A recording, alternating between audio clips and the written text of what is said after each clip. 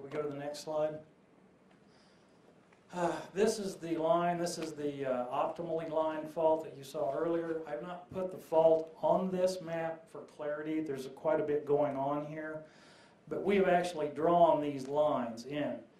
There's very little doubt in my mind that there is a fault here simply because we've had seismic events. We did buffer off this purple line, and in this area, this is what we have designated to have all wells shut in.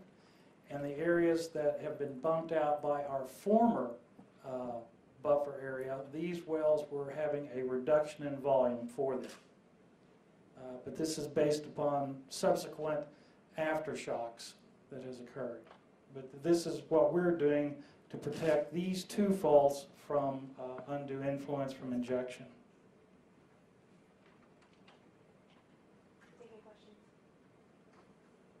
I guess. Questions? Questions? And we're going to try to get Tim Baker on a different phone here so you can ask him questions. Yes, sir. Where did this new fault data come from? Came from the earthquakes. We get from Oklahoma Geological Survey a catalog. Then they also take that data and they refine the seismic events, what we call the hypo-DD. And what you're seeing here are the hypo-DDs. These are corrected position, they're corrected as to latitude, longitude, and they're corrected on the z-axis as to depth. Usually, most of the time, if we have it available, any directive we use will be based on the hypo-DD.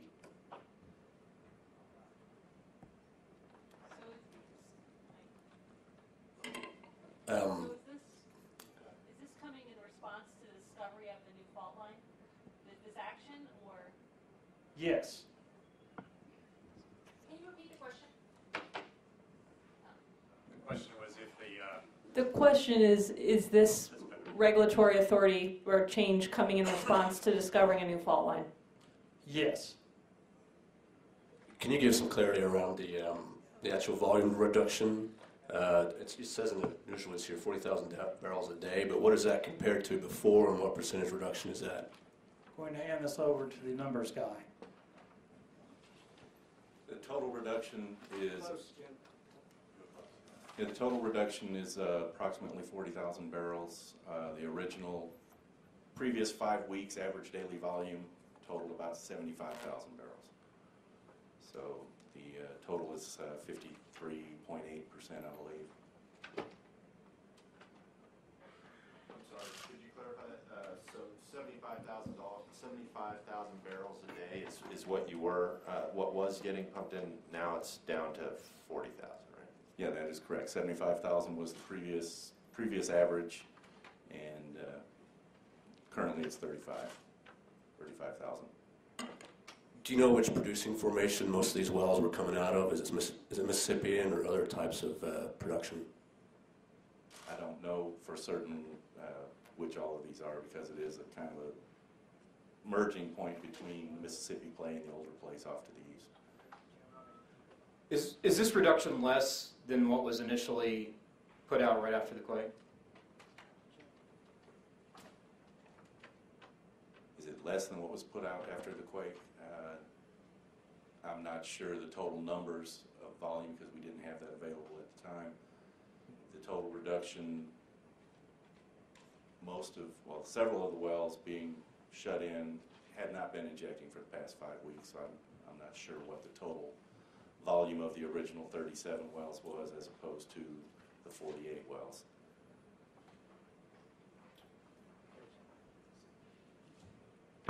Just want to point out, initially it was a shut-in of 37 wells. Subsequently, we were shutting in 27, but we have 48 total, which would give us 13 of reduction. Would also like to note that the EPA has been very cooperative in giving us access to their data.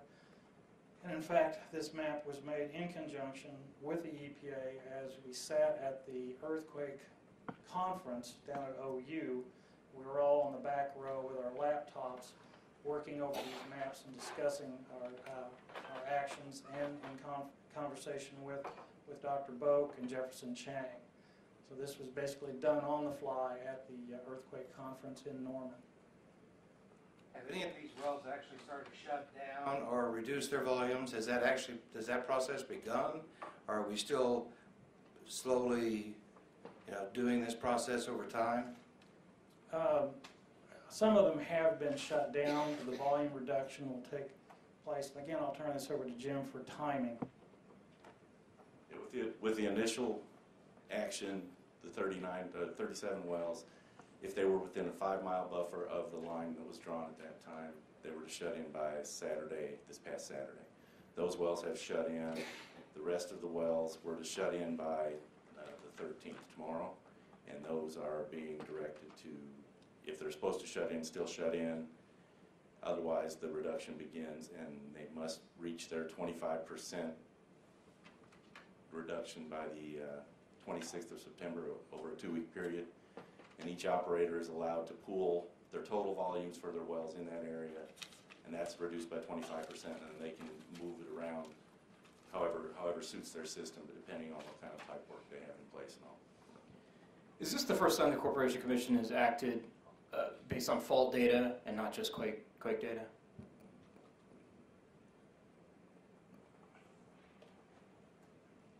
I guess I would say We presume that the presence of an earthquake represents the presence of a fault. These are not new faults occurring. So in essence, yeah, there's always a fault. So their action has always been based on activity on faults. Sometimes it was a relatively small number of earthquakes, but it's always been based on faults. So in layman's terms, I mean, what do you expect that this increased regulation or whatever it is will do for the public? We are hoping to mitigate seismicity. We certainly do not want to see another earthquake of this magnitude occur in this area. And on an earlier question, someone was talking about the production. There is old Red Fork production in this area, and there's also Mississippi. A lot of the older Arbuckle wells, we're not really injecting that much, although if we take the bathtub approach to this, everyone is adding to the bathtub, and what we're trying to do by the restriction and by the shut-ins is to stop filling the bathtub up as quickly. Is there any concern on your guys' part, especially Dr. Boak, that injection wells outside of this area might still be influencing this? In other words, seepage, so to speak? In general, we see this as a regional problem. We don't have direct correlation from individual wells to individual earthquakes. It's really seen as creating a broad-scale pulse of pressure that makes its way down into the basement, and it isn't any one well that's responsible. But you can, in fact, influence it by the actions we're taking here. We have seen a drop of about somewhat over 1 million barrels a day in injection in the 14 or 15 counties that are really seeing 97 to 98% of the earthquakes. And we've also seen a drop of about a third in the 180-day moving average of earthquakes above magnitude 2.8 plus over the past year.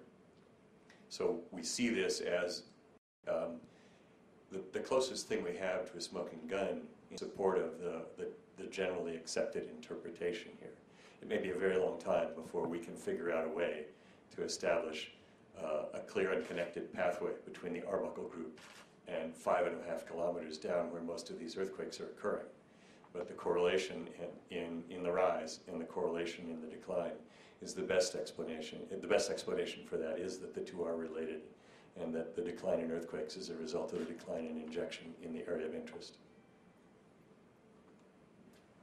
Can you clarify if any of these wells are commercial disposal wells, high-volume disposal wells, more than 25,000 barrels a day, either in OCC's jurisdiction and or in Osage County and EPA's jurisdiction? Thanks. Can't comment on the EPA wells. The Osage County wells don't know what the volumes are up there. The highest volume well in this area was injecting less than 10,000 barrels a day average. Were any commercial wells? I don't believe we had any commercials. Yeah, off commercial or non-commercial doesn't make a difference in when we're taking the action. So I don't really know the answer to that. I don't think there are any from looking at the list, but there could be one or two in there that are designated commercial.